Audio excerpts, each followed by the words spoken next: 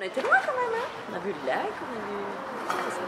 Ah, c'était beau. Ça fait quoi d'être en haut Bon, j'ai déjà pris l'avion, mais ça bouge quand même beaucoup. Hein.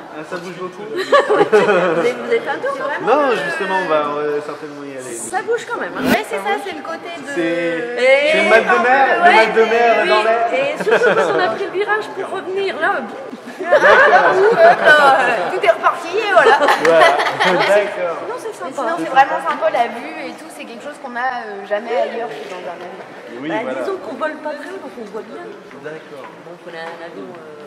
Oui, il y a un gros charter, on voit pas la même chose. Hein. Ah non, bah là, oui. Non, c'est vrai que c'est sympa, c'est vraiment agréable. Si, c'était bien. D'accord. Bah, merci Bonne beaucoup. journée, bon courage. Merci, au revoir.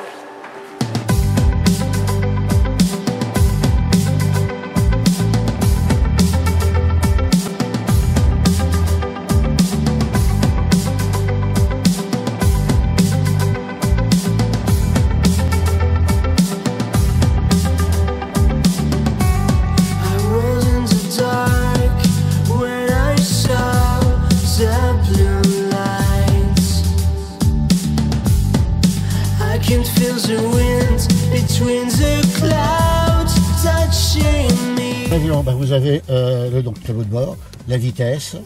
On travaille en nœuds, on ne travaille pas en kilomètres/heure. Parce que si on travaille en kilomètres/heure, il ne faudrait pas qu'on parle en degrés, mais en grades.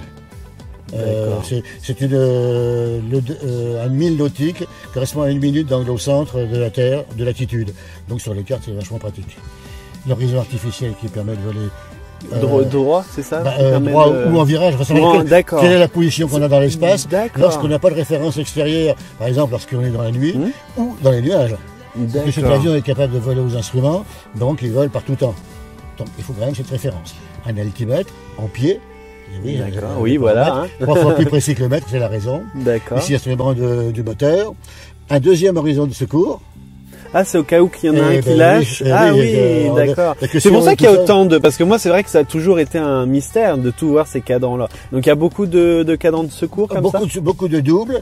Et alors, ce qu'il n'y a pas sur cet avion, mais qu'il y a sur tous les avions de ligne, ce ne sont pas 2 instruments, mais 3.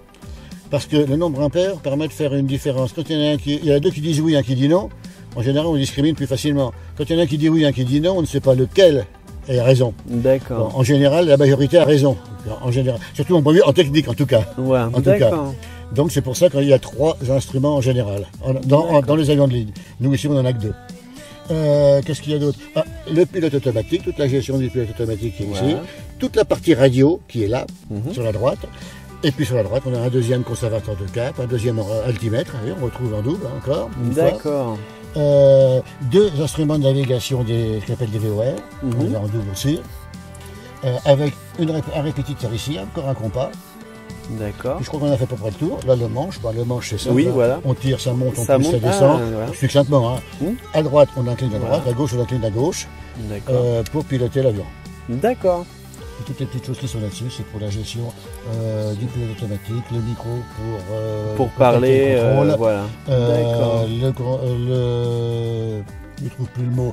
Le compensateur qui permet de régler l'avion. D'accord. Toujours le travail de feignant. Voilà.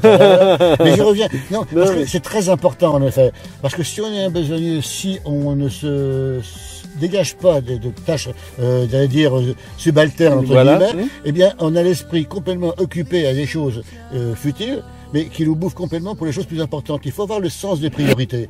On parlait de la qualité d'un pilote, c'est avoir le sens des priorités. Donc c'est toujours avoir les idées claires du coup. Les idées claires, et pour les avoir claires, et ben moins on a d'idées, plus elles sont claires. C'est ça, c'est vrai. C'est-à-dire qu'on se dégage tout ce qui peut être fait par une machine, c'est juste une surveillance machine, et ça permet d'être beaucoup plus libre pour le reste. D'accord, c'est bon à savoir. Et oui, un autre truc qui surprend beaucoup les gens, à savoir qu'en ligne, les pilotes dorment. Il y a une couchette, on fait dodo. D'accord. Quand on y réfléchit un petit peu, on s'aperçoit... Je pense qu'il y en a qui vont commencer à flipper quand ils vont voir là. Alors, ils devraient flipper à l'inverse. Imaginez, vous partez vers 11h minuit, vous allez en boîte de nuit, à 7h du matin, vous demandez de faire un travail précis. Oui. Dans quel état vous allez être? Ah oui, non, mais là, oui. Bon. Donc, un pilote qui a passé toute la nuit en l'air, s'endormir, le matin, quand il faut qu'il fasse une approche, il sera pas très clair. Donc s'il s'est... Alors, ils ne dorment pas tous en même temps, bien Oui, sûr. mais il y a un roulement. Mais s'il y a un roulement. Mais Mais d'accord. s'il s'est reposé, il est beaucoup plus en état de pouvoir faire l'approche à l'arrivée. D'accord. Donc c'est l'inverse, justement. Voilà, S'il ne dort pas, il justement. faudrait vivre Voilà, complètement. d'accord. Complètement. Ouais. Et oui.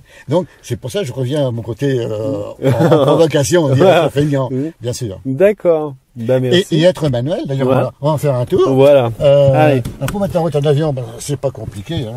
On met le contact, Hop. on envoie le carburant dans le cylindre et après on fait du bruit. Et on fait du bruit.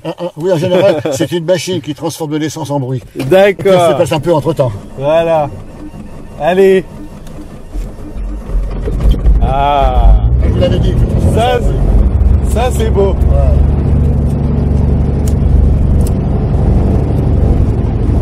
Bon, allez.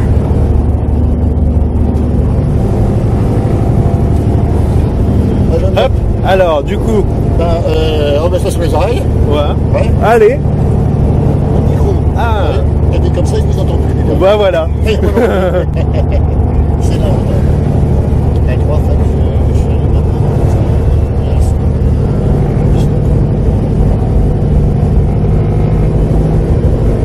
C'est vrai que le bruit est assez intense quand même. Hein, ah là c'est bon. Moi je vote.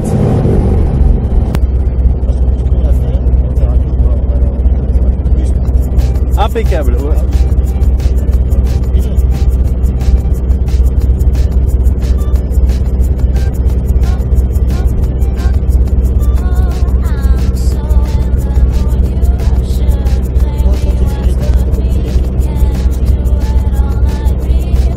Et c'est le plus dur à apprendre au pilotage de Alors, le décollage, un élève au bout de 3 ans, il décolle. Ah d'accord. Ah oui d'accord. C'est vrai que c'est... Voilà. D'accord, c'est assez perturbant.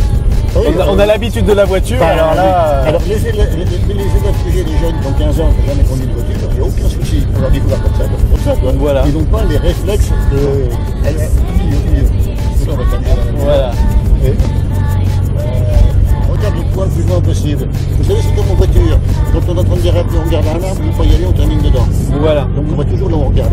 D'accord, voilà. Donc on regarde au loin, on va mettre la puissance, et avec le clic, vous allez maintenir l'axe.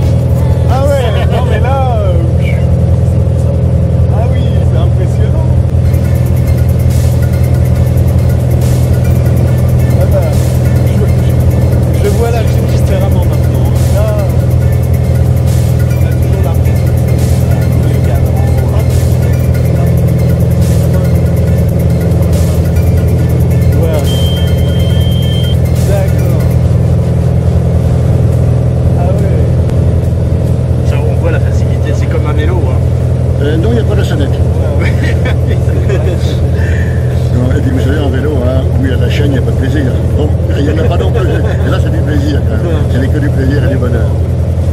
C'est assez amusant d'ailleurs, parce que mon âge, c'est quand même c'est mon métier. Donc, je fais tout le temps. Et je ne suis toujours pas blasé. Et, c'est parce qu'il y a un peu la passion quand même. Non, mais il y a la passion. Mais non, mais au-delà de la passion, vous avez des spectacles absolument merveilleux, des prises merveilleuses, balader au sud de la Conge du Vage, c'est superbe. Il y a des choses très très belles toujours à voir, à découvrir. Il y a pas, on n'est pas blasé du tout.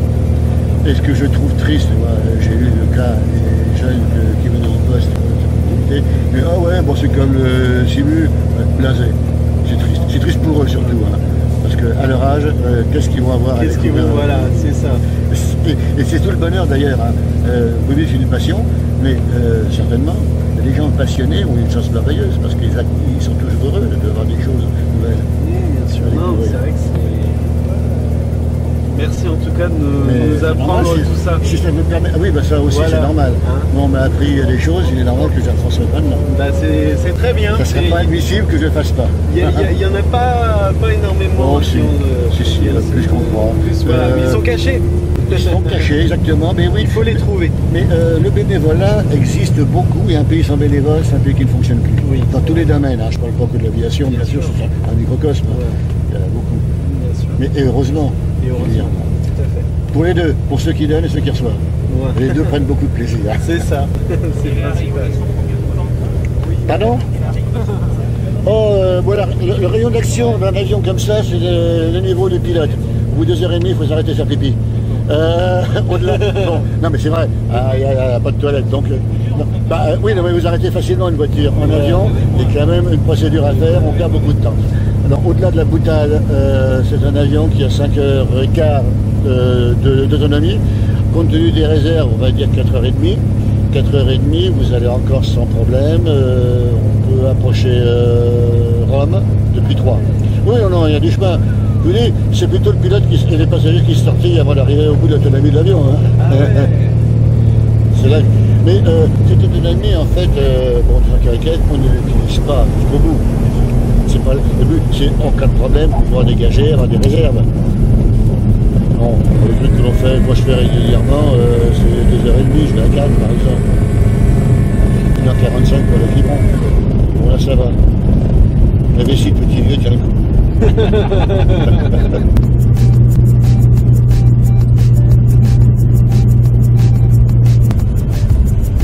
Ça m'impressionne la vitesse de l'atterrissage. Ah oui, C'est vraiment. on 60 km/h. On n'a pas l'impression de l'altitude, tout ça.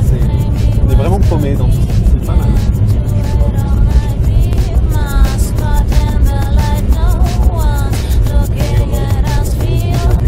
Voilà.